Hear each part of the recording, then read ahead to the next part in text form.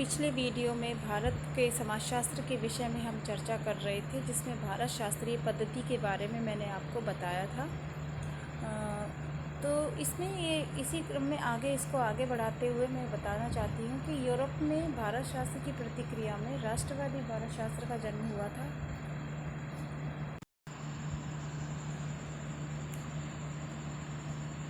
Bombay school of thoughts, जिसके अंतर्गत कई विभिन्न भारतीय समाज विचारकों को सम्मिलित किया गया है। वी.डी. सावरकर, ठक्कर बापा, जी.एस. घुरिये, ए.आर. पिल्लई, के.एम. कपाड़िया, इरावती कर्वे जैसे सामाजिक विचारक रहे हैं। इन राष्ट्रवादी भारत शास्त्रियों में प्रमुख विचारक जो थे जी.एस. घुरिये थे, जिन्होंने W.H.R. रिवर्स की अध्यक्षता के अंतर्गत अपनी PhD का शोध कार्य किया था।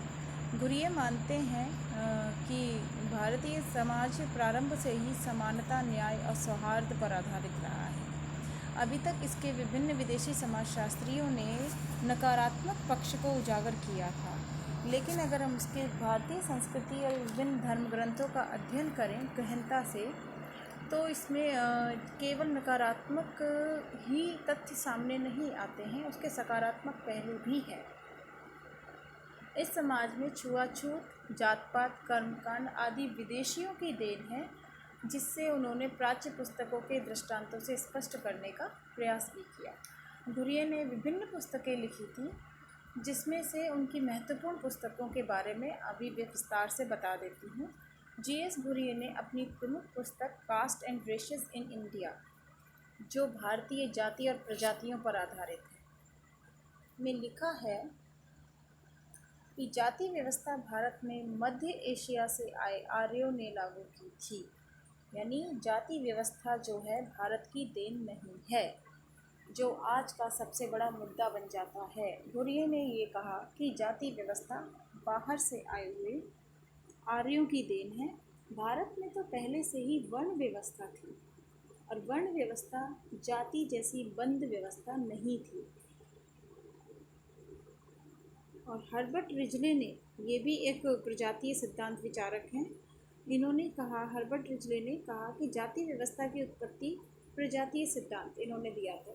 जाति की उत्पत्ति का प्रजातीय सिद्धांत दिया था। इन्होंने कहा कि घुरिये के अनुसार आर्य स्वयं 3 भागों में विभाजित थे: ब्राह्मण, क्षत्रिय और वैश्य, तथा यहाँ के स्थानीय निवासियों को जीतकर चतुर्वर्ण व्यवस्था इन्होंने विकसित की। इससे पहले भारतीय समाज में जाति जैसे विचार नहीं थे।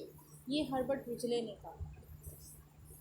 हर्बर्ट रिजले का ये कथन है, उन्होंने जाति का प्रजातीय सिद्धांत प्रस्तुत किया था। इन्होंने कहा था कि आर्यों ने भारत पर आक्रमण किया और भारत की जो मूल जाति थी उसी तो सबसे नीचा दर्जा दिया गया, और आर्य जो कि जीत गए थे, इसलिए इन्होंने ये स्वयं 3 वर्गों में विभाजित थे: ब्राह्मण, क्षत्रिय, वैश्य, और जब भारत की मूल जाति को चतुर्थ दर्जा दिया गया। इस प्रकार भारतीय समाज 4 वर्णों में विभाजित हुआ। जी.एस. घुरिये ने अपनी अगली पुस्तक इंडियन साधुज में पश्चिमी भारत शास्त्रियों के इस विचार का खंडन किया कि भारत के साधु जो हैं, सन्यासी जो हैं, पाखंड, अंधविश्वास, कर्मकांड आदि को जन्मदाता रहे हैं। इनके अनुसार, यानी घुरिये ने कहा कि भारत के साधु समाज के पथ प्रदर्शक,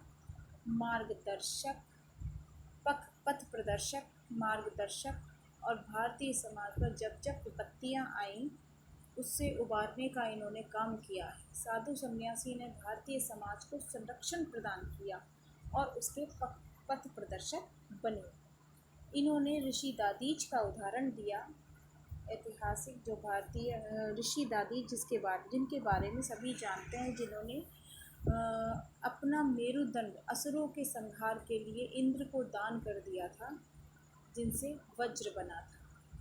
इन्होंने द्रोणाचार्य, ऋषि वशिष्ठ और विश्वामित्र का भी उदाहरण दिया।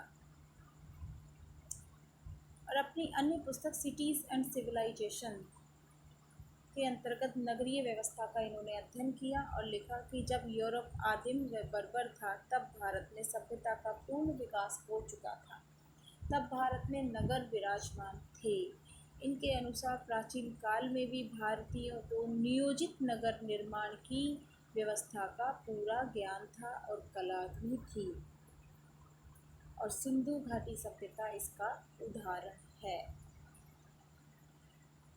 इनकी अगली पुस्तक द शेड्यूल्ड ट्राइब्स अनुसूचित जाति में वेरियन एल्विन पश्चिमी मानवशास्त्री के इस दृष्टिकोण का इन्होंने विरोध किया कि भारतीय जनजातियां हिंदू समाज का अंग नहीं रही हैं। वेरियन एल्विन कहते हैं कि जनजातियों के प्रति पृथक्करण की नीति अपनाई जानी चाहिए, यानी उन्हें समाज में सम्मिश्रित नहीं किया जा सकता है, उनका अपना समाज होना चाहिए।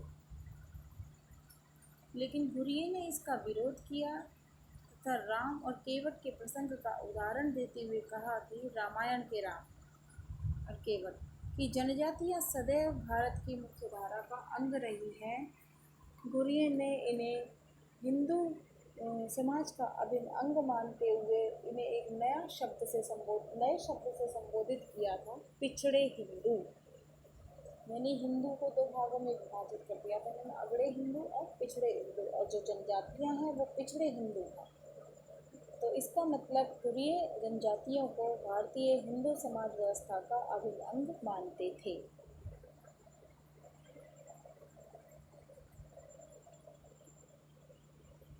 और इन्होंने मुख्य धारा में शामिल करने का भी समर्थन किया, क्योंकि जब पिछड़े हिंदू हैं तो हिंदुओं की मूल व्यवस्था के अंतर्गत इन्हें स्थान देकर दोबारा से इन्हें हिंदू बनाया जा सकता है।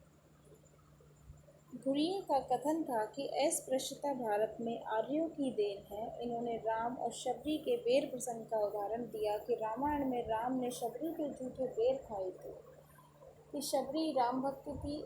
सबका अपना अपना तरीका होता है, नज़रिया होता है देखने का। घुरिये ने अपने विभिन्न दृष्टांतों में, अपने विभिन्न सिद्धांतों में जो भी अपनी थीसिस दी थी, उसके अंतर्गत इन्होंने ये समझाने का प्रयत्न किया था कि भारतीय प्राचीन संस्कृति के अंतर्गत ऐसा कुछ नहीं था, ये सब बाद में थोपे गए हैं। भारतीय संस्कृति सदैव समृद्ध रही है, भारतीय समाजशास्त्र सदैव समृद्ध रहा है। इसे पश्चिमी समाजशास्त्र के आधार पर समझने का प्रयत्न नहीं करना चाहिए। इनका जो अध्ययन का जो मूल आधार है वही है कि यूरोपियन पद्धति के आधार पर हम भारतीय समाज को नहीं समझ सकते, क्योंकि यूरोपियन पद्धति ने सदैव भारतीय समाज को पिछड़ी संस्कृति की संज्ञा दी। इस प्रकार घुरिये का दृष्टिकोण राष्ट्रवादी भावना से प्रेरित था। इन्होंने पश्चिमी राष्ट्रवादियों के ब्रिटिश दृष्टिकोण का खंडन कर दिया और पश्चिमी शासन और उसके प्रभाव की प्रासंगिकता पर एक बार प्रश्न चिन्ह लगाया। घुरिये भारतीय समाज में सभी नकारात्मक प्रचलन प्रथाओं के कारण नकारात्मक प्रथाओं का प्रचलन का मूल कारण जो है ब्रिटिश या यूरोपियन आगमन मानते हैं, और विदेशी शासन ही था जिसने भारतीय समाज में विभिन्न बुराइयों को जन्म दिया। नहीं तो भारत में प्राचीन संस्कृति को अगर हम उठा के देखते हैं, धर्म ग्रंथों को पढ़कर देखते हैं, तो विभिन्न प्रकार की बुराइयाँ, छुआछूत, अस्पृश्यता, इस प्रकार की कोई भी चीज़ भारतीय संस्कृति में नहीं थी।